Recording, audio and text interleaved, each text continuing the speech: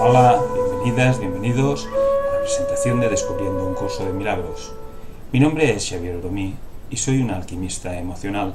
Dedico mi vida a acompañar a mis clientes a encontrar su coherencia emocional, o como suelo decirles, a recuperar el poder de sus vidas. Vemos los pensamientos negativos que nos repiten hasta literalmente enfermarnos para aprender a cambiarlos por pensamientos positivos, que nos hagan sentirnos mejor. También buscamos las creencias limitantes que no nos permiten desarrollar todo el potencial de que disponemos para cambiarlas por creencias potenciadoras que nos den acceso a todo ese potencial que precisamente todos disponemos. Comprobar los programas inconscientes heredados de nuestros padres, abuelos, bisabuelos, para tomar conciencia de ellos y trascenderlos. Pero más allá de eso, soy un facilitador de un curso de milagros. Y de esto van a ir estos vídeos. Personas que explican el curso de milagros hay muchas y es una suerte. Pero cuando el estudiante se pone con el libro, empiezan a surgir dudas sobre lo que dice. Porque se ha traducido al castellano, pero es cierto que cuando empezamos a leerlo parece que muchas veces y muchas cosas estén escritas en chino mandarín, con lo que se acaba abandonando su estudio. Hemos de tener en cuenta también que el curso es una experiencia personal.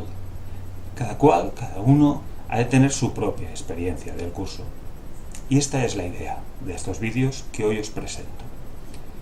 Al igual que hago con los grupos con los que trabajo, iré leyendo el texto y explicaré qué es lo que está diciendo, línea a línea, párrafo a párrafo, de forma que podáis tener un directorio por subcapítulos para que cuando os encontréis con dudas lo podáis consultar. Obviamente, como la idea es leer todo el curso de milagros, podréis hacerlo todo a través de estos vídeos si así os es más sencillo o si no deseáis simplemente comprar el libro. Espero simplemente que puedan ser de utilidad. Pero antes de empezar con la introducción, quisiera realizar alguna aclaración. No tengo ni deseo tener la verdad absoluta. Es más, como el propio curso dice, prefiero ser feliz que tener razón. Y comento esto porque puede que en algún momento alguna frase o algún párrafo alguien lo interprete de forma diferente.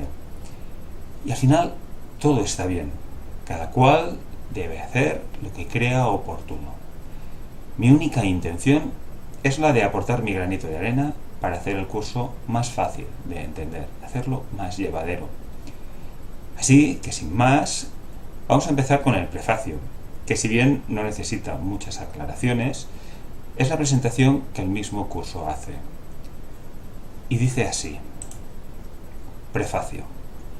Este prefacio se escribió en 1977 como respuesta a las muchas solicitudes recibidas para que se incluyera una introducción a un curso de milagros. Bien, esto viene dado porque cuando se escribió, empezó a surgir la voz de que hablaba Helen Schucman, había muchos temas que eran de carácter personal, con lo cual se omitieron en la presentación del libro. Y entonces nos encontramos que en el libro parece que empieza de una forma como un poco abrupta, que son con las primeras 50 definiciones de lo que es un milagro. Y por eso se hizo esta introducción. De las primeras dos partes de este prefacio, cómo se originó y qué es, las escribió la misma Helen Schucman. La última parte fue escrita mediante el proceso de dictado interno descrito más adelante. Continúa así. ¿Cómo se originó? Un curso de milagros dio comienzo con la súbita decisión de dos personas de colaborar en un logro de un objetivo común. Esas dos personas fueron Helen Schucman y William Tedford, catedráticos de Psicología Médica de la Facultad de Medicina y Cirugía de la Universidad de Columbia, en la ciudad de Nueva York. No es realmente importante quiénes fueron esas personas, excepto que lo ocurrido muestra que con Dios todo es posible. A ambos se les podía haber calificado de todo menos de personas espirituales. La relación entre ellos era difícil, a menudo tensa, y a ambos les preocupaba en gran medida su reputación y aceptación, tanto a nivel personal como profesional. Sus vidas, que en su mayor parte están regidas por valores mundanos, apenas coincidían con lo que el curso postula. Es decir, eran dos personas que se dedicaban a su mundo laboral, al reconocimiento de su trabajo, y esto pues hacía que tuviesen celos y sus rivalidades entre ellos. Pero solo el hecho de que en un momento dado decidieran que esto que tenía que ser de otra manera, que podía funcionar de otra manera, hizo que Dios pudiese, a través del Espíritu Santo, hacer, pues imaginaos, todo un curso de milagros. Imaginaos lo poquito que se necesita para conectarnos con lo que realmente somos, con el Espíritu que somos. Y sigue aquí. Aquí, como Helen, la persona que recibió el material, se describe a sí misma: psicóloga, educadora, intelectualmente conservadora y de ideología atea. Estaba trabajando en una institución académica de gran prestigio cuando de repente ocurrió algo que precipitó una cadena de acontecimientos que yo jamás habría podido predecir. El jefe de mi departamento anunció inesperadamente que estaba cansado de los sentimientos de ira y agresividad que nuestras actitudes reflejaban y concluyó diciendo: tiene que haber otro camino. Como si hubiera estado esperando esa señal, accedí a ayudarle a encontrarlo. Al parecer, este curso es ese otro camino. Fijaros lo que os estaba diciendo, precisamente.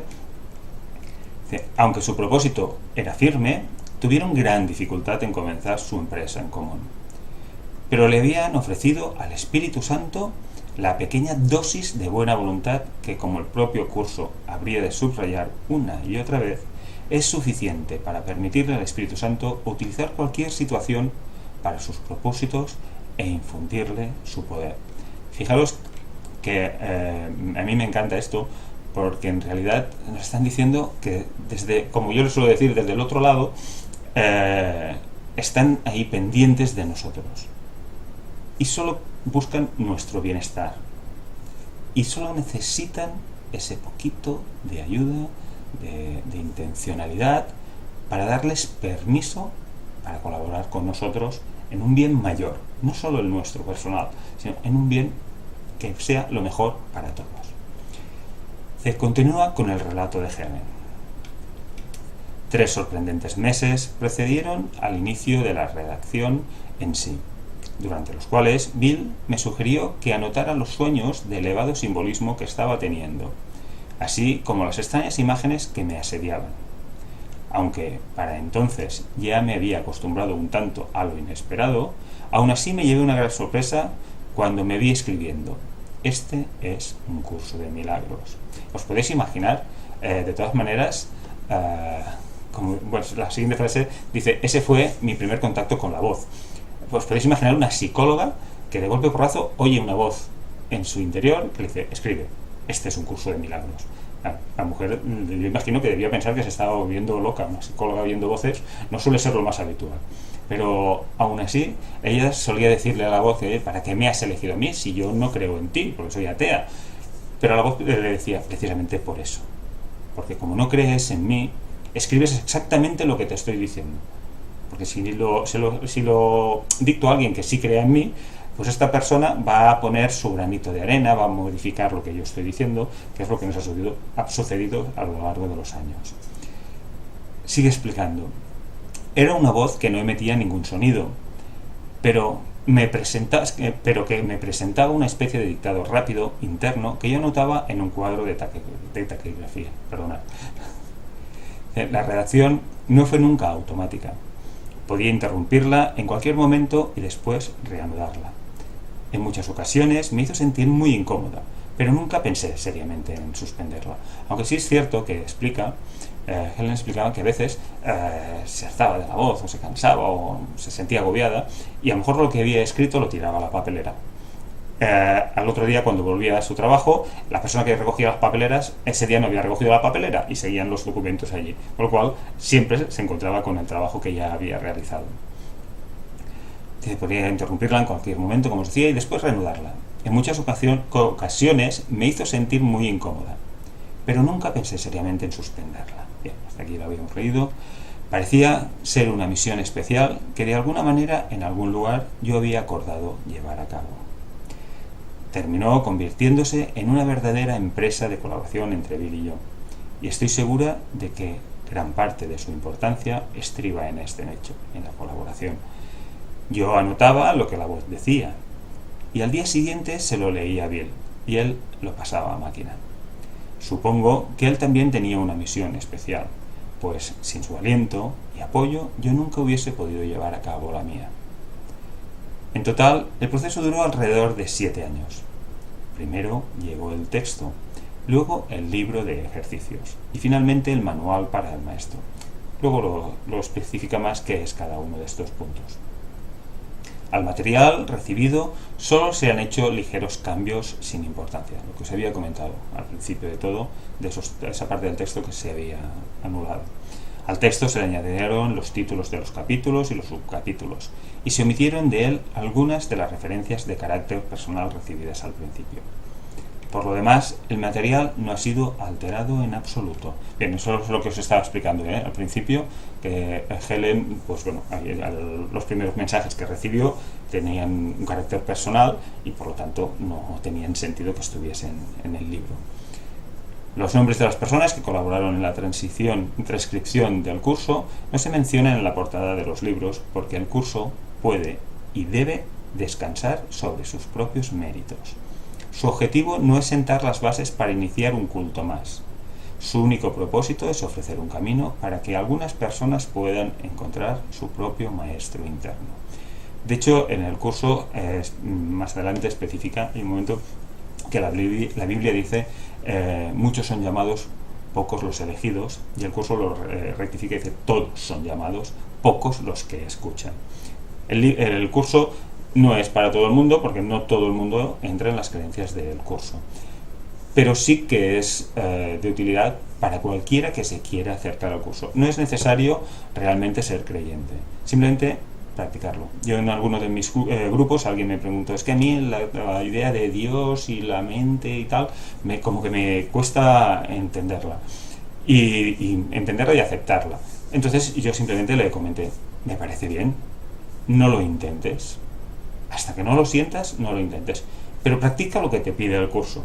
Es decir, perdonar, aprender a entender que el otro no está haciendo nada, que no sea lo que tú has puesto ahí para vivir tu propia experiencia, y simplemente practica ese perdón, esos actos de amor, y observa cómo te sientes. La verdad es que cuando uno empieza a practicar el curso de milagros, la paz que empiezas a sentir en tu interior, aunque al principio hay muchas resistencias, incluso miedo, pero al final la gente, yo lo veo en mis grupos, van cambiando, en poco tiempo empiezan a hacer cambios extraordinarios en los que simplemente se sienten mejor. Y sigo con la lectura. ¿Qué es el curso de milagros? Como el propio título indica, el curso está organizado de principio a fin como un recurso de enseñanza. Se compone de 3 libros.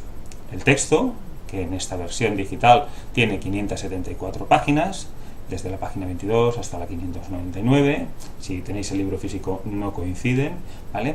El libro de ejercicios con 468, desde la página 612 hasta la 1081, y el manual para el maestro que consta de 80, desde la página 1086 hasta la página 1166, perdón.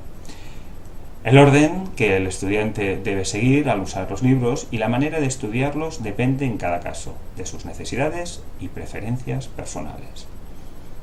El programa de estudios que el curso propone se planteó meticulosamente y se explica paso a paso, tanto en el orden práctico como en el teórico. El curso pone más énfasis en la aplicación práctica que en la teoría, y más en la experiencia que en la teología. Es decir, lo que hablábamos hace un momento. En principio, el curso no quiere ser una religión más, creo que lo pone más adelante, que el curso, que se necesita otra religión como la capa de ozono, o sea, otro agujero. Simplemente nos propone algo que ya ha estado ahí desde hace muchísimo tiempo y que hemos cambiado, transgiversado, modificado para hacer algo diferente. Entonces nos explicarán qué es el ego, nos explicarán qué es realmente amarnos, amar al otro, la regla de oro, ama al prójimo como a ti mismo, ¿vale? Que es una idea que tenemos bastante confundida, y eso es lo que propone el curso, simplemente ese cambio de forma de entender el mundo y de ver el mundo. Y sigo. Señala específicamente que una teología universal es imposible, mientras que una experiencia universal no solo es posible, sino necesaria. Aunque su enfoque es cristiano, el curso aborda temas espirituales de carácter universal. Subraya que no es más que una de las muchas versiones del programa de estudios universal, y que difiere de los demás solo en su forma. En última instancia, todas conducen a Dios. Es decir, el curso no es la única forma de llegar otra vez de nuevo a la esencia de lo que somos, de volver a Dios, ¿vale? Pero es una de las formas más rápidas que hay. Al final, cada persona tiene que utilizar aquello que sienta que es mejor para él. El curso, al final, como él mismo dice, es un sistema de estudio. Todo sistema de estudio requiere un tipo de esfuerzo. Y eso lo decide la persona, si lo quiere hacer, si no lo quiere hacer, si está en su momento, si no está en su momento. El hecho de que esté escrito de una forma judeocristiana también es algo que hay gente que la echa hacia atrás. Yo siempre les digo que da lo mismo. Si queréis cambiar el nombre de Dios por Yahvé o por otro cualquiera, me parece extraordinario. Si queréis cambiar el nombre de Jesús por otro nombre de cualquier otro profeta o en alguien que os parezca más cercano, lo podéis hacer perfectamente, porque eso en realidad tampoco es lo más importante, ¿eh? Y sigue. El texto es fundamentalmente teórico y expone los conceptos en los que se basa el sistema de pensamiento del curso. Sus ideas contienen los cimientos de las lecciones del libro de ejercicios. Sin la aplicación práctica que el libro de ejercicios provee, el texto quedaría reducido, en su mayor parte, a una serie de abstracciones que no tendrían la fuerza necesaria para producir un cambio de mentalidad, que es la meta del curso. Es decir, si solo nos leemos el texto y no practicamos los ejercicios, nos estamos perdiendo la mitad del trabajo. Los ejercicios simplemente, creo que lo explicaré ahora, nos llevan a cambiar la forma de mentalidad. Es como un entreno, que al principio no entiendes muy bien qué estás haciendo, pero es como un entreno que te ayuda a que lo que estás haciendo, unido al texto, te permita tomar una conciencia diferente. Entonces, claro, si tú haces el texto pero no haces los ejercicios, no estás entrenando esa forma de pensar, no estás cambiando esa forma de pensar. Si haces los ejercicios y no has leído el texto, pues te encuentras que no tienen sentido para ti. No sabes realmente qué es lo que estás leyendo, el ejercicio que estás haciendo, qué significa, ¿vale? El libro de ejercicios consta de 365 lecciones, una para cada día del año. No es necesario, sin embargo, hacer las lecciones siguiendo ese ritmo. Se puede, si se desea, dedicar más de un día a una lección determinada. De hecho, la mayoría de la gente suele pasarles. Yo mismo me encuentro que muchas veces hay ejercicios que necesito, porque lo siento de esa manera, hacerlo durante más tiempo. Entonces me quedo con ese ejercicio el tiempo que necesito, o hasta que lo integro, o hasta que simplemente siento que ya he hecho el trabajo que me pedía ese ejercicio. Eso cada uno va a su propio ritmo. Por eso una de las cosas que no he querido hacer nunca es hacer en mis grupos los ejercicios a nivel grupal, por una sencilla razón, porque cada uno tiene su propio ritmo. ¿De acuerdo? Bien, sí, me había quedado aquí. Las instrucciones solo recomiendan que se intente hacer, las instrucciones solo recomiendan que no se intente hacer más de una lección por día. El carácter práctico del libro de ejercicios queda subrayado en su propia introducción, donde se da más valor a la experiencia lograda con la práctica que a cualquier compromiso previo de carácter espiritual. Algunas de las ideas que el libro de ejercicios presenta te resultarán difíciles de creer, mientras que otras te parecerán muy sorprendentes. Nada de eso importa. Se te pide simplemente que las apliques tal como se te indique. No se te pide que las juzgues. Se te pide únicamente que las uses. Es usándolas como cobran sentido para ti, y lo que te demostrará que son verdad. Es cierto que al principio hay una serie de ejercicios pues que quizás no se entienden muy bien en el contexto de lo que nos están pidiendo, ¿no? Pero sí es cierto que a medida que los vas practicando, vas tomando una perspectiva diferente de todo cuanto te rodea. Es interesante realmente hacer los ejercicios, ¿eh? Dice, recuerda solamente esto. No tienes que creer en las ideas. no tienes que aceptarlas y ni siquiera tienes que recibirlas con agrado. Puede que hasta te opongas vehementemente a alguna de ellas. Nada de eso importa, ni disminuye tampoco su eficacia. Pero no hagas excepciones al aplicar las ideas expuestas en el libro de ejercicios. Sea cuales sean tus reacciones hacia ellas, úsalas. No se requiere nada más. Es cierto que hay algunas de ellas, pues simplemente que no las entiendes, otras incluso sientes como cierto rechazo, porque tenemos gran cantidad de creencias que muchas de ellas van en contra de lo que el curso postula. Entonces aparecen esos miedos, esas resistencias, esas creencias que, oye, esto siempre me han enseñado que hay que razonar, hay que pensar, hay que... ¿vale? A lo mejor el curso te está diciendo todo lo contrario, que te dejes sentir más que pienses. Y entonces ahí pueden aparecer las resistencias, entre otras muchas. Y sigo. Finalmente, el manual para el maestro, escrito en forma de preguntas y respuestas, contesta algunas de las preguntas que con mayor probabilidad pueden hacerse los estudiantes. Incluye asimismo aclaraciones de algunos de los términos que el curso utiliza y los explica dentro de un marco teórico. El curso no afirma ser de por sí el final del aprendizaje, ni es el propósito de las lecciones del libro de ejercicios llevar a término el aprendizaje del estudiante. Al final se deja al lector en manos de su propio maestro interno, quien dirigirá el resto del aprendizaje a su criterio. Si bien el alcance del curso es muy amplio, la verdad no puede limitarse a ninguna forma finita, como se indica claramente en el párrafo con que finaliza el libro de ejercicios. Es decir, cuando acabas de hacer todos los ejercicios, ello no supone que se ha acabado ya tu aprendizaje. Simplemente te has preparado para lo que realmente viene posteriormente. Siempre digo que somos como cebollas y las primeras capas de sacar de la cebolla son como muy fáciles, son gruesas, ásperas, fáciles de sacar. Pero a medida que vamos sacando capas de la cebolla, cada vez son más finas, cada vez más sutiles. Suelo decir siempre que me iré al otro lado aprendiendo. Marcharé de esta vida, aparente vida, marcharé aprendiendo hasta el último segundo. Ahí es donde está el trabajo. Aprendes a funcionar más con el ser que eres, con ese maestro interno, que con el ego. Esa parte que razona, que critica, que juzga, que siempre está en batalla, que siempre necesita defenderse, siempre necesita atacar. Esa es la parte egoica que hace que nuestra vida, nuestra aparente vida en el sueño, sea tan real y tan complicada.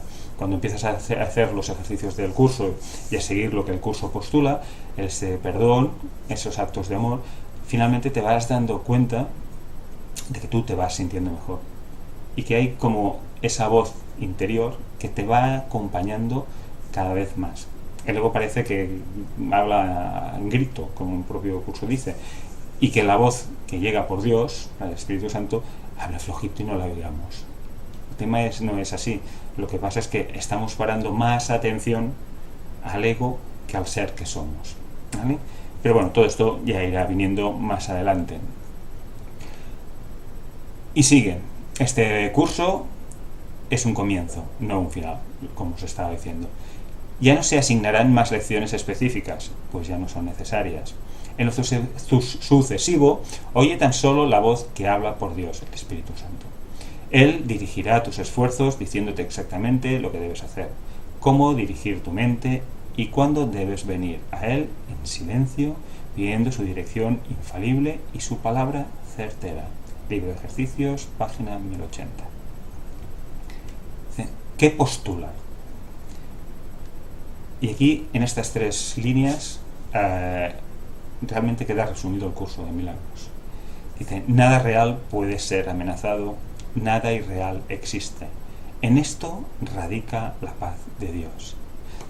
Nada real puede ser amenazado. Si miramos todo este universo, desde el microorganismo más pequeño a la galaxia más más enorme, tienen fecha de caducidad. No hay nada que exista que no se pueda destruir de alguna manera o que acabe destruyéndose por sí misma. Por lo tanto, Si dice que nada real puede ser amenazado, todo cuanto pensamos, que vemos y que experimentamos en este mundo, en este universo, no puede ser real. Y dice que nada irreal existe. En esto radica la paz de Dios. Estas tres frases son extraordinarias porque ya nos dan una idea de lo que es el mundo que parece que vemos, en el mundo que parece que vivimos, en el universo que parece que estamos. No es real, porque no es eterno. Y todo cuanto existe es amenazado. Dice, en esto radica la paz de Dios. Todo cuanto crea Dios es eterno, es invulnerable, es omnipresente, no tiene forma. Por lo tanto, esto que parece que estamos viviendo empieza a darnos una pista de que esto no puede ser verdad. Sigo leyendo. Así comienza un curso de milagros, el cual establece una clara distinción entre lo real y lo irreal, entre el conocimiento y la percepción. El conocimiento es la verdad y está regido por una sola ley, la ley del amor o Dios. La verdad es inalterable, eterna e inequívoca. Es posible no reconocerla, pero es imposible cambiarla. Esto es así con respecto a todo lo que Dios creó, y solo lo que Él creó es real. La verdad está más allá del aprendizaje, porque está más allá del tiempo y de todo proceso. No tiene opuestos, ni principio, ni fin. Simplemente es. Es una forma extraordinaria de expresarse, porque es que no tiene otra definición. Por más que lo he intentado buscar y tal, y simplemente acabas en la conciencia de que el conocimiento, la verdad, simplemente es. No necesita explicaciones, no necesita nada más. Dice, el mundo de la percepción, que es donde aparentemente estamos, por otra parte, es el mundo del tiempo, de los cambios, de los comienzos y de los finales. Se basa en interpretaciones, no en hechos. Es un mundo de nacimientos y muertes, basado en nuestra creencia en la escasez, en la pérdida, en la separación y en la muerte. Es un mundo que aprendemos en vez de algo que se nos da. Es selectivo en cuanto al énfasis perceptual, inestable en su modo de operar e inexacto en sus interpretaciones. El mundo de la percepción, que es donde nos encontramos, o donde parece que nos encontramos, si os fijáis, es totalmente cambiante. No hay nada que sea exactamente preciso. De hecho, podemos verlo en cualquier situación. Es decir, podemos ver un accidente y preguntamos a 5 personas que han visto el accidente y te dan 5 versiones diferentes. Ya no os digo si hablamos de un partido de fútbol. Los de un equipo han visto una cosa y los del otro equipo han visto otra. ¿Vale? El hecho ha sido uno. Pero nuestra percepción, según aquello que nosotros creemos, vamos a verlo. Nuestra mente solo nos enseña aquello que nosotros estamos preparados a ver, lo que creemos. Por lo tanto, cada uno tiene su propia percepción, cada uno tiene su propia realidad. Y por eso dice que es cambiante, que no es como el conocimiento y la verdad que es. Esto no tiene ni opuestos, ni cambios, ni variaciones. Simplemente es en este mundo que parece que estamos, en este universo entero, todo es variable, todo es cambiante. Y todo está... ¿cómo lo diría? Está dentro de la percepción de cada uno de nosotros. Que del conocimiento y de la percepción surgen 2 sistemas de pensamiento distintos que se oponen entre sí en todo. El mundo del conocimiento va a ser el mundo del espíritu y el de la percepción es el mundo del ego. Simplemente para que vayáis ya cogiendo algunos hábitos de pensamiento. Cuando se hable de conocimiento estamos hablando del ser y de la percepción estamos hablando del ego. En el ámbito del conocimiento no existe ningún pensamiento aparte de Dios, porque Dios y su creación comparten una sola voluntad. El mundo de la percepción, por otra parte, se basa en la creencia de los opuestos, en voluntades separadas y en el perpetuo conflicto que existen entre ellas y Dios. Lo que la percepción ve y oye parece real porque solo admite en la conciencia aquello que concuerda con los deseos del perceptor, o sea, de nosotros. Cada uno percibe aquello que su conciencia ha dispuesto, sus creencias disponen. Esto da lugar a un mundo de ilusiones, un mundo que es necesario defender sin descanso, precisamente porque no es real. Porque si fuese lo auténtico, lo real, la realidad no necesita en ningún caso defenderse. Es, en cambio, nuestras creencias, nuestros pensamientos, nuestros valores, constantemente estamos intentando defenderlos delante de los pensamientos o las creencias de otro. Y esto lo hacemos así, como si realmente cada uno de nosotros tuviese la verdad absoluta. Y la gente se mata por eso, por tener razón. Cuando en realidad lo que están viendo no siempre es la realidad, está viendo su propia realidad. Sigo. Una vez que alguien queda atrapado en el mundo de la percepción, queda atrapado en un sueño. No puede escapar sin ayuda, porque todo lo que sus sentidos le muestran da fe de la realidad del sueño. Y aquí lo tenemos. Todo cuanto oímos, percibimos, nos da la sensación de que es real. Pero eso nos ha pasado incluso cuando estamos durmiendo. Cuando estamos en el sueño, estamos dormidos, la sensación que tenemos que lo que sucede en el sueño es real. Nos persiguen y nos atacan y nos pasan cosas. Hay algunos sueños que también son divertidos. Pero hay muchos sueños en los que estamos viviéndolos y cuando estamos en el sueño nos parecen absolutamente reales.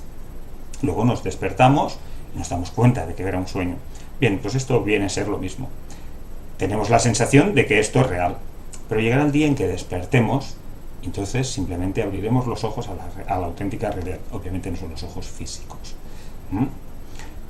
Dios nos ha dado respuesta, el único medio de escape, el verdadero ayudante, la función de su voz, el Espíritu Santo.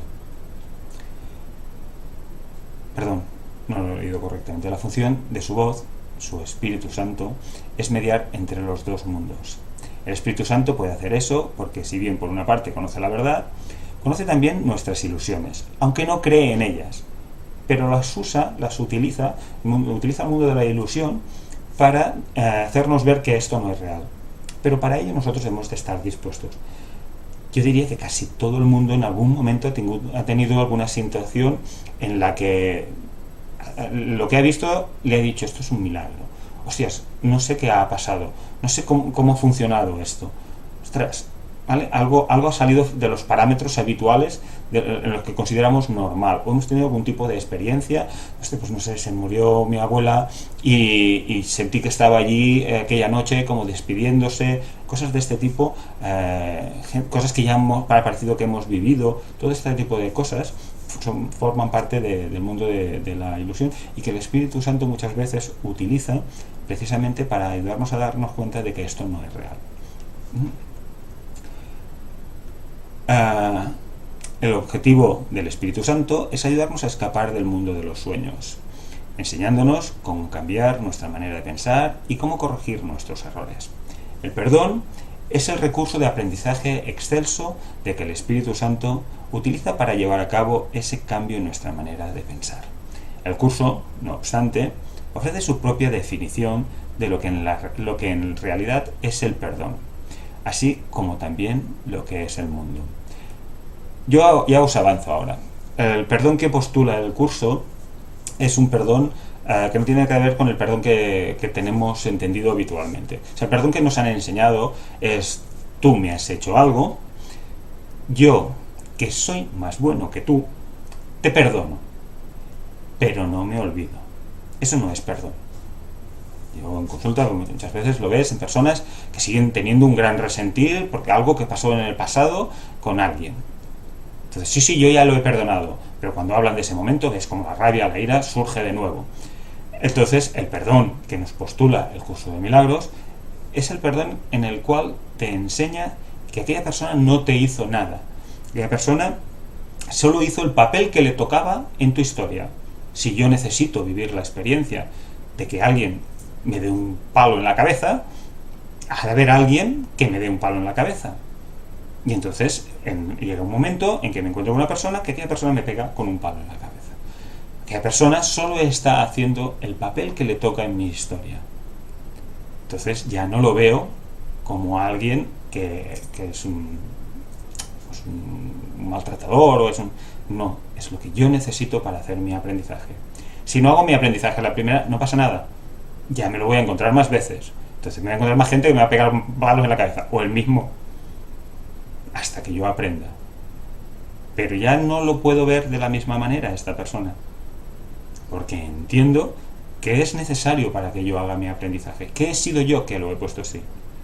Esto yo entiendo que las personas que han vivido circunstancias muy traumáticas, como puede ser, por ejemplo, una violación o algún tipo de ataque, o personas maltratadas, al principio como que crea un gran rechazo. Yo soy consciente de ello, ya que trato con muchas personas de este tipo. Pero la verdad es que cuando se dan cuenta que su aprendizaje pasa por hacer su propio aprendizaje de amor hacia ellos, de respeto, de valorarse, cuando hacen ese aprendizaje, todo eso cambia, se modifica. Ya aquella persona que antes callabas cuando te decía, tenía una voz más alta de lo correspondiente o no te trataba de forma correcta, ya no lo aceptas, ya no callas, ya no lo justificas. Entras en un estado de que entiendes que eres tú el que tienes el poder de tu vida y el poder de decidir qué quieres o cómo quieres vivir tu vida. Insisto, sé que esto en un principio, y sobre todo para las personas que lo están pasando mal, es muy chocante, incluso molesto. No es esa mi intención, ni muchísimo menos, todo lo contrario. Simplemente intento enseñar una forma diferente, que es la que postula el curso, para que podáis vivir vuestra vida diferente. Insisto, yo en consulta lo veo muy a menudo y te das cuenta de los cambios extraordinarios que hace la gente cuando ellos toman el poder de sus vidas y dejan de proyectar la culpabilidad afuera, echándole la culpa al otro porque me ha hecho, porque me ha dicho, porque me ha dejado de hacer o me ha dejado de decir. Esto es lo que realmente te da el poder. Darte cuenta de que aquellas situaciones que estás viviendo son para hacer tu propio aprendizaje. Luego tú puedes decidir hacer ese aprendizaje o simplemente seguir pensando que la culpa es de los demás. Eso no es perdón. Mientras tú no haces ese auténtico perdón, tú te estás sintiendo mal. Tú te estás sintiendo con esa rabia, con ese malestar, con esa culpabilidad, con ese sufrimiento. Solo lo estás sufriendo tú. Aprendemos a perdonar, trascendemos todo ello y ahí empezamos a sanarnos, empezamos a sentirnos bien. Este es el auténtico perdón que el curso nos postula y que, insisto, en consulta es algo muy habitual.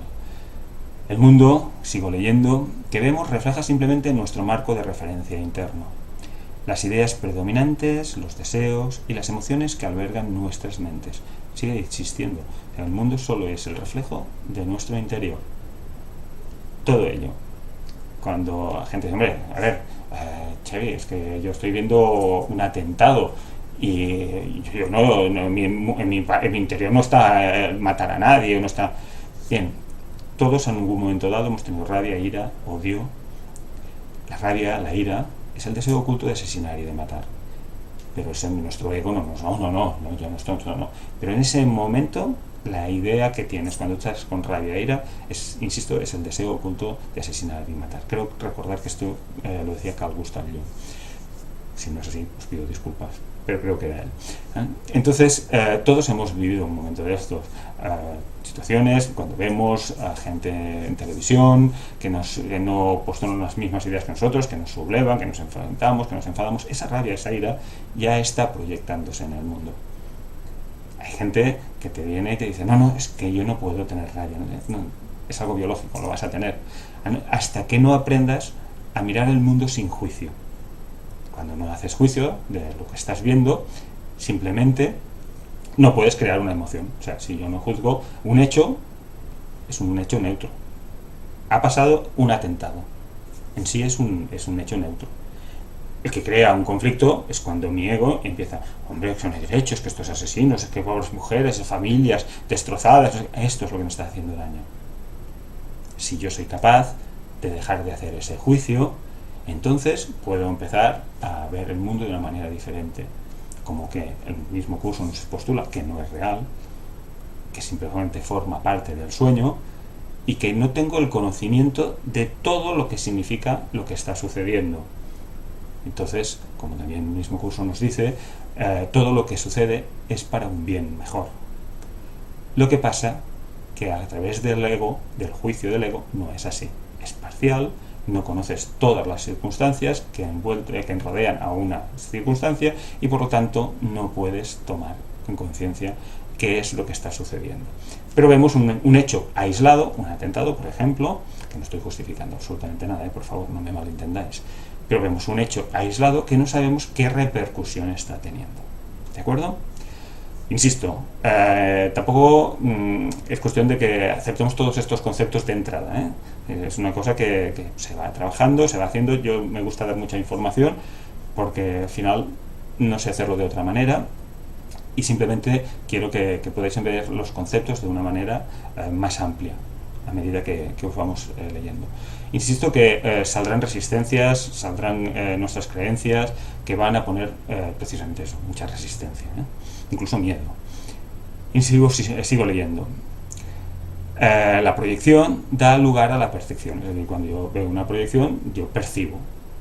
Y para percibir tiene que haber dos cosas, lo percibido y el perceptor. Por lo tanto, eso ya forma parte de la separación. En Dios, el Hijo de Dios y Dios es uno solo, ¿vale? Entonces, por tanto, ahí no hay ningún tipo de perceptor ni de receptor, simplemente hay uno. En el mundo de la proyección, obviamente, da lugar a la percepción. Texto de la página 408. Primero miramos en nuestro interior y decidimos qué clase de mundo queremos ver y luego proyectamos ese mundo afuera y hacemos que sea real para nosotros tal como lo vemos. Hacemos que sea real mediante las interpretaciones que hacemos de lo que estamos viendo. No os podéis llegar a imaginar la cantidad de veces que nos engañamos.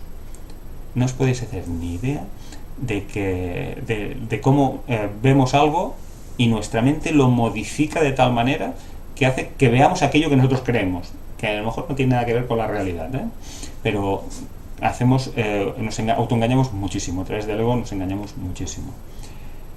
Sigo. Si nos valemos de la percepción para justificar nuestros propios errores, nuestra ira, nuestros impulsos agresivos, nuestra falta de amor en cualquier forma que se manifieste, veremos un mundo lleno de maldad, destrucción, malicia, envidia y desesperación. ¿Os suena?